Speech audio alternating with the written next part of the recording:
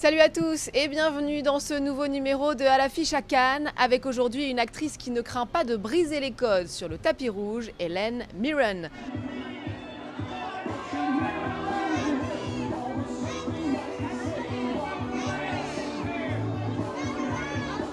À bientôt 80 ans, la comédienne britannique est une grande habituée de la croisette et des montées des marches. En 2022, elle y dansait en compagnie d'Andy McDowell. Et l'année dernière, elle avait fait sensation en arborant une chevelure bleue assortie à sa robe. Un look qui a même été choisi pour la création d'une Barbie à son effigie. On l'écoute au micro d'Eve Jackson. Helen Mirren, bonjour. Bonjour. Dites-nous ce que le Festival de Cannes représente pour vous. Pour ma première fois à Cannes, je présentais le film Le meilleur des mondes possibles. Je n'avais jamais posé devant des photographes. Je tremblais comme une feuille quand je suis arrivée en haut des marches. C'était vraiment traumatisant. Et c'était ma première expérience à Cannes. Comment vous faites? Parce que, évidemment, vous n'êtes pas comme ça dans la vie. J'y ai pris goût. Pour moi, c'est comme du théâtre. J'ai beaucoup joué sur les planches et le tapis rouge, c'est du théâtre. Et c'est une performance. C'est beau, j'adore. Greta Gerwig est la présidente du jury. Vous avez pris part au phénomène que son film a représenté, Barbie. Vous avez même une poupée à votre effigie. Que pensez-vous de ce retentissement autour de Barbie en 2024? C'est tellement intéressant, n'est-ce pas? Parce que c'est radical.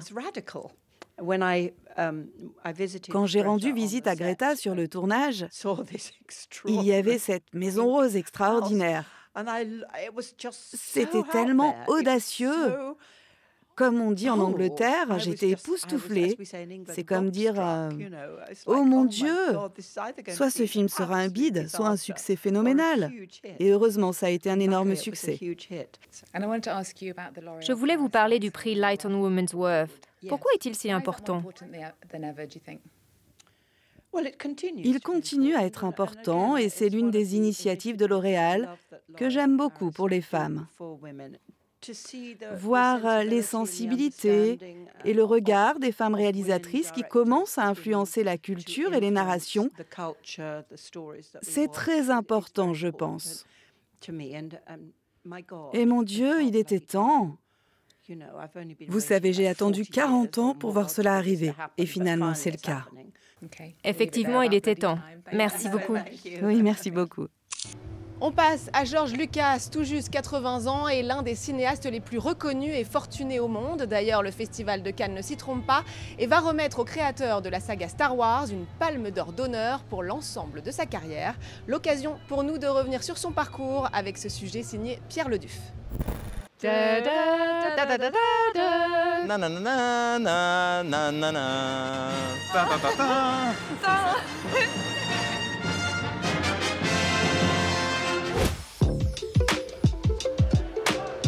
Le créateur de Star Wars, attendu sur la croisette.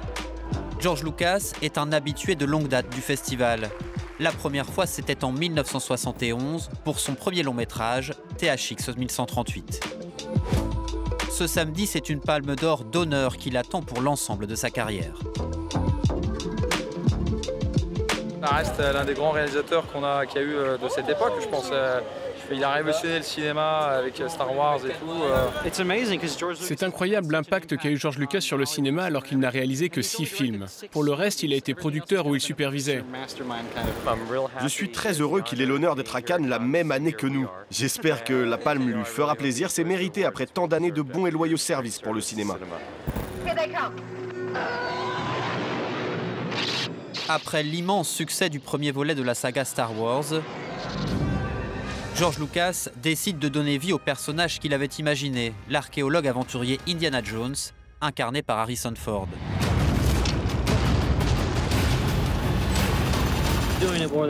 Je fais ce film avant tout pour qu'il me plaise. C'est le genre de film que j'aimerais voir.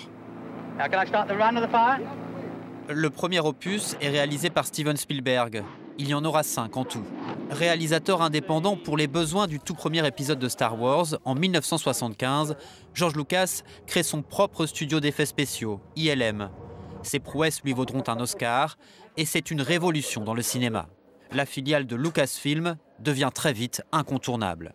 Parfois, des réalisateurs nous demandent quelque chose qu'on n'a encore jamais fait. On leur dit d'abord non, on n'y arrivera pas, mais en général, vous pouvez faire confiance à ILM pour trouver une réponse à tout. En 2015, Star Wars revient sur les écrans avec le réveil de la Force, pour le plus grand bonheur des millions de fans à travers le monde. Chacun des 3 derniers volets de la saga a rapporté plus d'1 milliard de dollars. 3 ans plus tôt, George Lucas a cédé les droits à Disney. Mais il restera à jamais le créateur d'un univers qui semble sans limite. Rien ne nous arrêtera. Après 10 jours de compétition et 22 films présentés, c'est l'heure des pronostics ici à Cannes. Un film gore féministe avec Demi Moore, une comédie musicale sur la transidentité avec Zoé Saldana ou un film sur la jeunesse de Donald Trump qui succédera à Anatomie d'une chute de Justine Triet, Palme d'Or l'année dernière. Nous sommes allés sonder les festivaliers sur la Croisette. Mon film préféré du festival jusqu'ici, c'est The Substance de Coralie Farja. Parce que j'aime le cinéma de genre. Je suis directeur d'un festival de cinéma de genre à Vienne. Have you ever dreamt of a better version of yourself?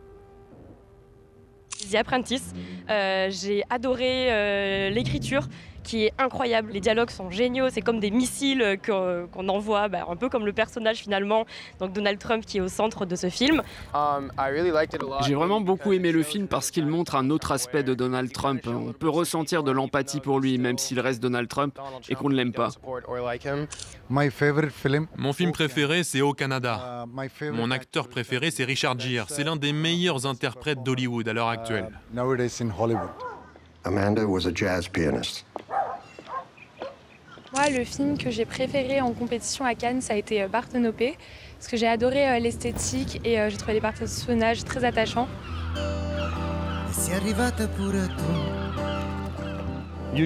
Normalement, je ne suis pas un grand fan de Sorrentino, mais je trouve que cette fois, il a fait un travail formidable, surtout visuellement. C'est un film très intense et très émouvant.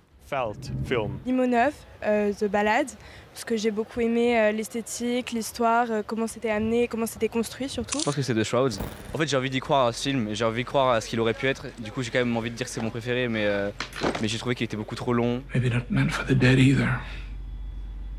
Maybe a big mistake. Parfois, ce qui compte, ce n'est pas que les films soient bons, mais qu'ils vous marquent. Et on passe à la fascinante artiste franco-américaine Niki de Saint-Phal, au cœur d'un nouveau biopic présenté dans la section Un certain regard cette année. Niki est le premier long métrage de l'actrice française Céline Salette et elle a choisi la comédienne Charlotte Lebon pour incarner Niki de Saint-Phal. J'ai eu la chance de la rencontrer.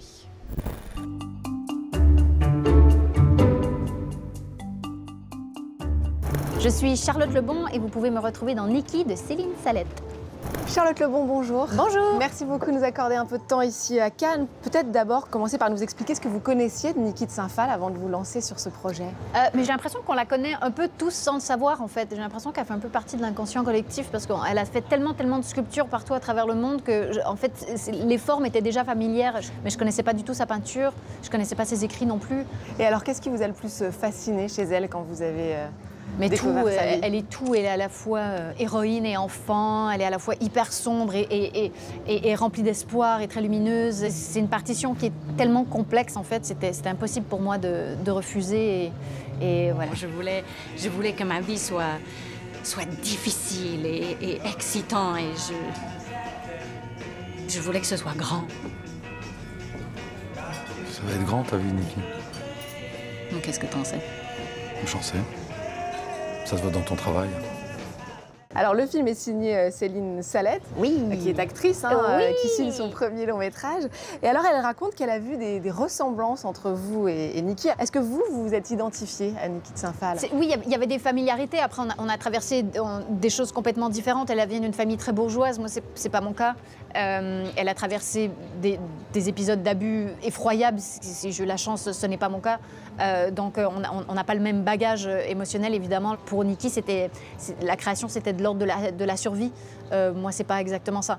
Mais c'est vrai qu'il y avait ce truc de la double nationalité, le fait d'avoir détesté être objectifié lorsqu'on était mannequin. Je sais aussi que le métier d'actrice l'ennuyait. Moi, ça m'est arrivé souvent. Se trouver soi-même et de se réapproprier sa propre voix à travers la création, c'est quelque chose que je crois avoir vécu avec la sortie de mon premier film. de mon seul film, j'en ai fait qu'un seul, de Falcon Lake. Donc, beaucoup de choses m'étaient familières. Le film revient aussi sur les traumatismes qu'a vécu Niki. En quoi ces épreuves ont aussi fait l'artiste qui est devenu Niki de Saint-Phal? C'est important que vous dites aussi parce que lorsqu'elle avait 64 ans et qu'elle a révélé ce qui s'était passé avec son père, j'ai l'impression qu'il y a beaucoup de monde qui ont commencé à projeter l'inceste sur tout son travail. Je pense que ça fait partie de son travail, mais ce n'est pas uniquement ça. Je pense qu'il y avait un vrai désir de destruction déjà des codes dès sa plus tendre enfance. En fait, elle a grandi dans une famille justement une famille d'aristocrates et elle aimait pas manger à table avec ses parents. Elle préférait manger avec les cuisinières dans la cuisine. Il y avait quelque chose où elle s'identifiait pas du tout à ce monde. Et il y avait déjà ces désirs, je pense même de grandeur. Qu'est-ce que vous aimeriez que le public retienne de Niki de Saint-Phal après être sorti du film? Moi, j'aimerais bien, comme on voit pas les œuvres, j'aimerais bien que la première chose qu'ils fassent, c'est qu'ils aillent sur Google et qu'ils checkent tout son travail.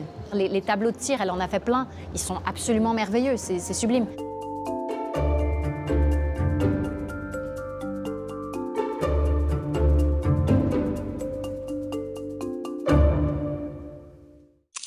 Et c'est la fin de cette émission cannoise. Ne ratez pas notre émission spéciale cérémonie de clôture samedi soir pour connaître le palmarès et la Palme d'Or de cette 77e édition du Festival de Cannes. D'ici là, je vous laisse avec quelques images de la Croisette et des festivaliers et je vous dis à très vite.